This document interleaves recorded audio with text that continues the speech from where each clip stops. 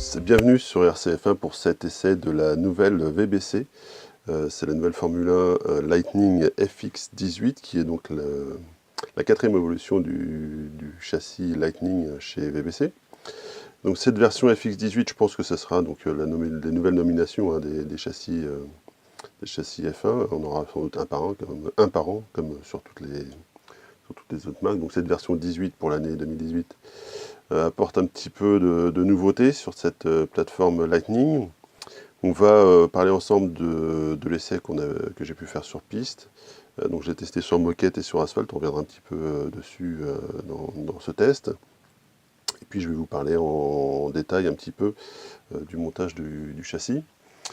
Donc cette version FX18 est livrée sans carrosserie, mais la nouveauté c'est qu'elle est livrée avec un aileron avant et arrière Montec.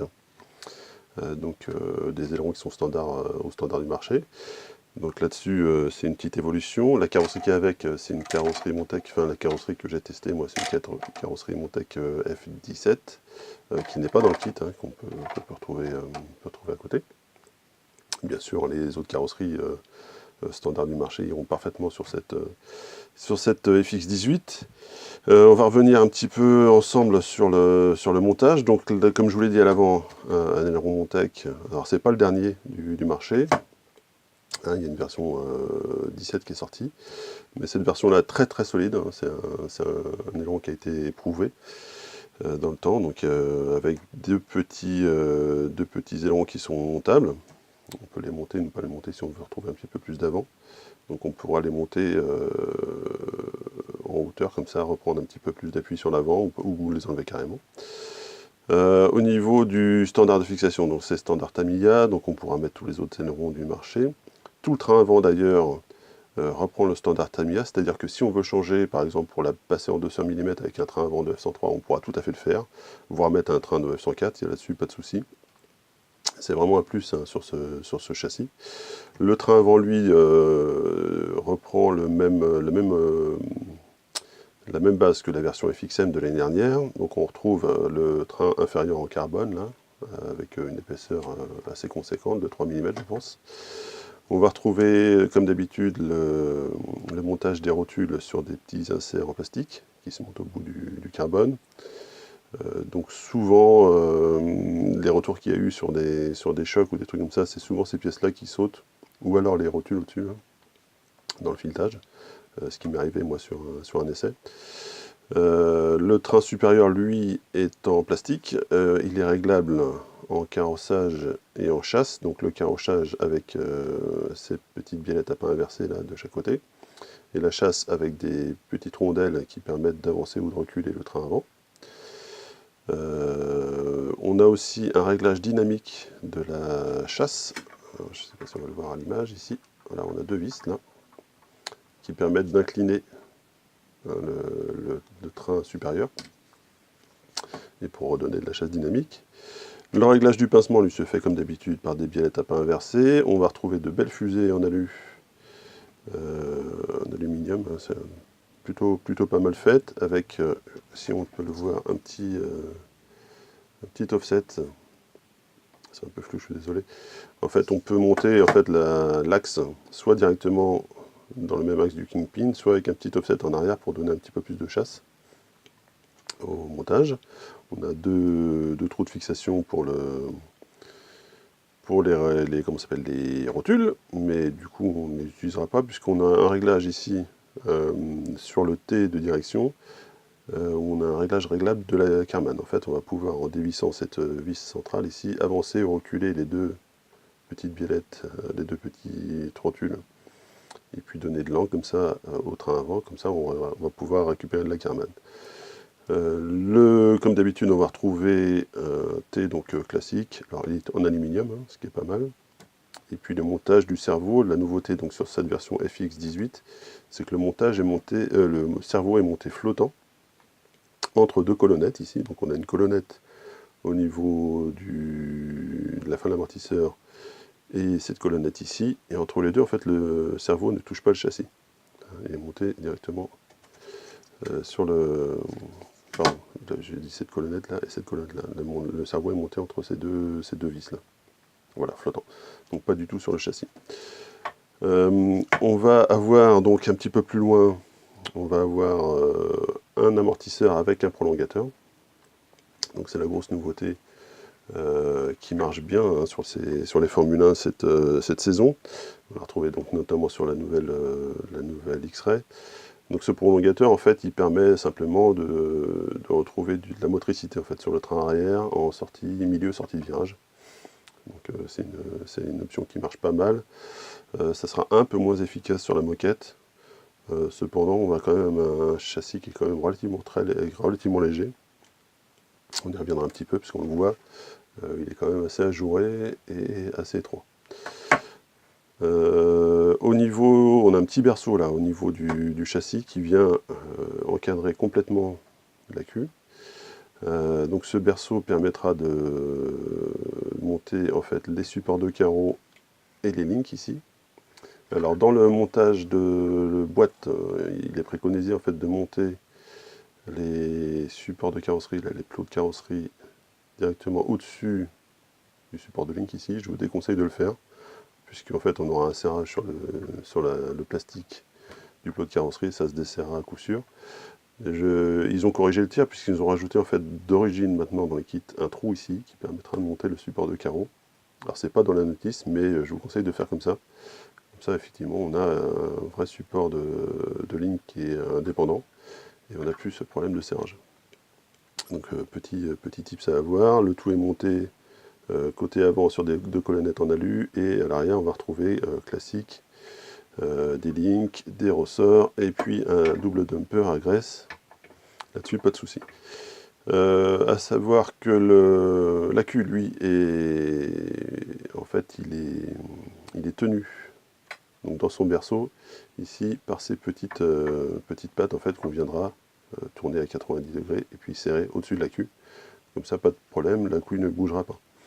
Il est aussi bloqué, on va le voir ici, par ces pots de fixation ici, là. Donc de chaque côté. On aura en fait trois réglages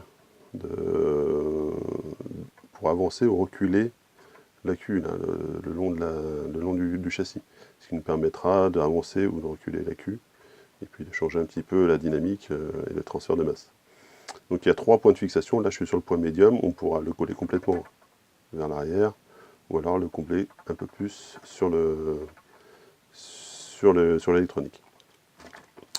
Après, c'est des réglages à voir, mais bon, sur l'arrière, ça donne pas beaucoup plus d'arrière. Au contraire, ça donne un effet, un transfert de masse qui est plus important sur l'avant lors des freinages et tout ça. C'est pas forcément très équilibré. Donc, le réglage central marche très bien. Petit point donc sur le dumper central. Donc, c'est une évolution du dumper de l'année dernière. À noter que dans le kit, il est livré avec de l'huile en 350 et un ressort assez dur. Alors c'est quelque chose qui ne va pas très bien au châssis. En fait, avec le réglage de boîte, l'arrière sautille beaucoup. Donc je conseille de monter en huile, hein, de mettre la 600, 650, 700, quelque chose comme ça. Et puis si vous avez la possibilité de trouver un ressort un peu plus souple, alors c'est des ressorts courts, hein, mais de retrouver quelque chose de plus souple ou de plus progressif. Ce qui est vraiment, il est quand même assez dur hein, dans le kit. Les ressorts, que ce soit à l'avant, les ressorts latéraux, hein, que ce soit à l'avant, pour le train avant ou pour l'arrière, là, pour le pod, ils iront très bien. Là-dessus, pas de souci. Ensuite, on va avoir un pivot. Alors, ce qui change un petit peu dans cette version-là, c'est que le pivot central, en fait, n'est plus comme d'habitude enchâssé en vertical dans le pod. En fait, il vient se prendre horizontalement dans une pièce aluminium. C'est une rotule en fait qui vient dans un tube en aluminium qu'on pourra serrer. Donc le but du jeu évidemment c'est d'enlever complètement le jeu. Hein, et puis on n'aura pas ce point dur qu'on pourrait avoir d'habitude quand on monte mal le pivot. Ici on ne pourra pas se tromper en fait sur le serrage. Il suffit juste de serrer vraiment sans forcer sur la rotule. Laisser vraiment le jeu. Laisser vraiment au minimum le jeu je veux dire. Et puis ça se passera bien. Alors le petit défaut de ce montage, c'est que le pod, en fait, là, alors, bon, le châssis est protégé, mais vous le voyez ici. En fait, le montage du pivot, d'habitude, se fait plus en avant. Là, il se fait un peu en arrière. Du coup, on va avoir du mal à avancer le moteur si on a besoin de mettre des gros pignons. Donc, il faudra réduire en couronne. Donc, c'est vraiment à savoir. Si vous comptez monter des gros ratios, genre 2, etc., c'est pas facile à faire avec la couronne d'origine. Il faudra descendre avec des plus petites couronnes. Donc, ça à savoir. Le montage, lui, du pod se fait comme d'habitude avec des pods, avec des supports aluminium là, de chaque côté. Alors c'est le même support, j'ai l'impression, des deux côtés. En fait, la différence va se faire au niveau du support d'axe, là, des deux supports aluminium d'axe, qui vont permettre de régler avec des petites cales, comme ici. Ces petites cales vont permettre de régler la hauteur de caisse, et puis en les retournant, on va pouvoir jouer aussi sur l'empattement. D'accord? L'axe, lui, est en acier. Ce qu'il faut savoir, c'est que l'axe, en fait, il va jusqu'au filetage, au bout, comme d'habitude chez VBC. Donc c'était le cas dans les versions FX, FXM. Donc il va jusqu'au bout, et cette pièce-là s'enchâsse, en fait, sur l'axe. D'accord? Donc c'est spécifique VBC. Si vous voulez changer d'axe, mettre par exemple un diff à pignon ou quelque chose comme ça, il faudra aussi penser à une pièce compatible pour l'autre côté. Ok. En ce qui concerne le diff, lui, il n'y a aucun souci, toujours le même diff que l'année dernière, qui marche très très bien avec buté habillé et tout ça. C'est vraiment pas mal. L'axe, lui, est protégé et surtout avec un tube en carbone là, qui permet en fait de diminuer le jeu latéral. Donc ça marche bien. Et puis derrière, on va retrouver un support d'aileron, donc en aluminium, directement dans la boîte. Par exemple, on pense aux roches qui sont en plastique, là c'est directement de l'aluminium partout. Et normalement, dans le kit, ils préconisent de mettre deux petites biellettes, pas des biellettes, comment ça s'appelle, des petites... oh, j'ai plus le nom. Des petites colonnettes, pardon, voilà, j'ai rêvé. Des petites colonnettes en fait qui viennent reculer l'aileron. Il faut savoir que l'aileron Montec, lui, a déjà un offset, un décalage, c'est-à-dire entre l'avant et le plan d'aileron, qui équivaut à 1 cm. Donc si on met les colonnettes derrière, on va se retrouver avec un aileron qui va être décalé quasiment de 2 cm derrière. Donc je vous conseille de ne pas les mettre, si vous utilisez l'aileron Montec. Par contre, si vous utilisez un aileron Tamiya, X-Ray, Protoform ou quoi, ou caisse, mettez ces colonnettes. Et donc sur ce support là, en fait, on a 3 réglages de hauteur, donc qui nous permettent de monter ou descendre l'aileron. Donc je vous rappelle, plus on monte l'aileron, plus on retrouve du train arrière, plus on descend l'aileron, plus on va retrouver du train avant. Voilà, donc c'est ce qu'on peut dire, voilà, sur le montage. Donc pour ces tests, on est parti du réglage de boîte. On va parler un petit peu du setup que j'ai pu faire, donc c'est vraiment un setup extérieur. Donc par rapport au réglage des boîtes, j'ai reculé un petit peu le train avant pour redonner de la chasse, puisque le train avant était un peu vif par rapport au train arrière. Donc j'ai reculé le tout, j'ai mis un carrossage à 2 degrés et j'ai surtout pas mal ouvert le train avant, un petit peu plus que d'origine. Là j'ai mis quasiment 2 degrés par roue, donc pour un total de 4 degrés, puisque la voiture était un petit peu, comment on pourrait dire, un petit peu délicate en fait sur les phases de ligne droite à haute vitesse. Donc ouvrir le train avant, ça a permis de la calmer un petit peu. Mais sinon, le reste pas de souci. Comme je vous l'ai dit, j'ai monté la 650 là, dans le dumper central. J'ai gardé quand même le ressort d'origine.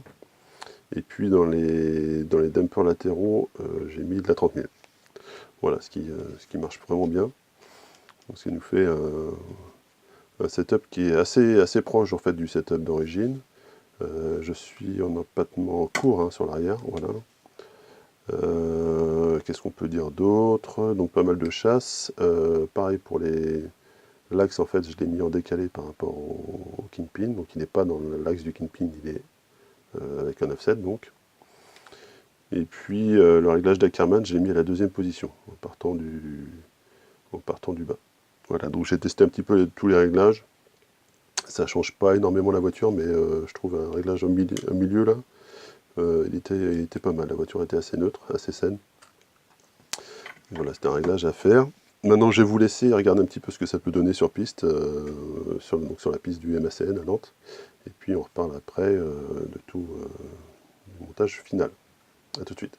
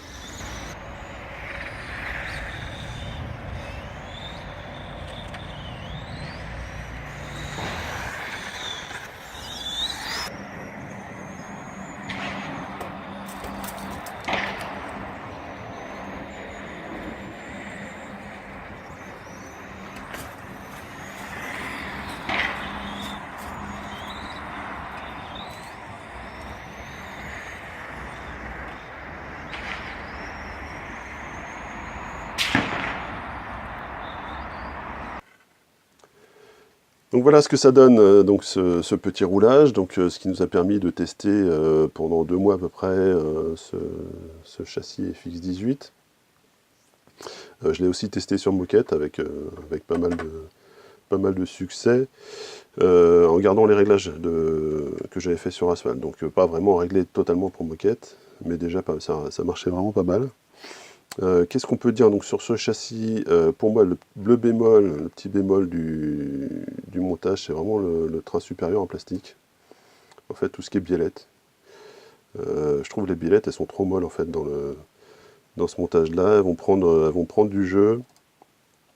Et puis, par exemple, j'en ai une qui est sortie moi du filetage carrément, puis du coup, elle s'est abîmée, donc j'étais obligé de remettre un petit point de colle pour que ça revienne.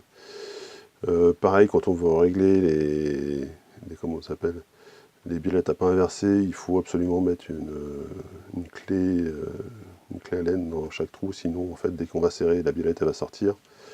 Donc voilà, c'est des petits setups, des petits détails qu'on a depuis 2-3 ans là, chez VBC, qui mériteraient une petite amélioration.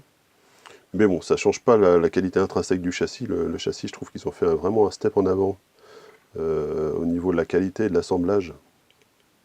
Depuis 2 ans, là, ça monte continuellement en qualité. On voit, notamment dans le kit, on a toutes ces pièces en aluminium qui sont vraiment intégrées dans le kit. Que ce soit le support du train avant, que ce soit les fusées alu, que ce soit la carman en alu, que ce soit les 2 supports moteurs en alu avec les réglages, tout ça.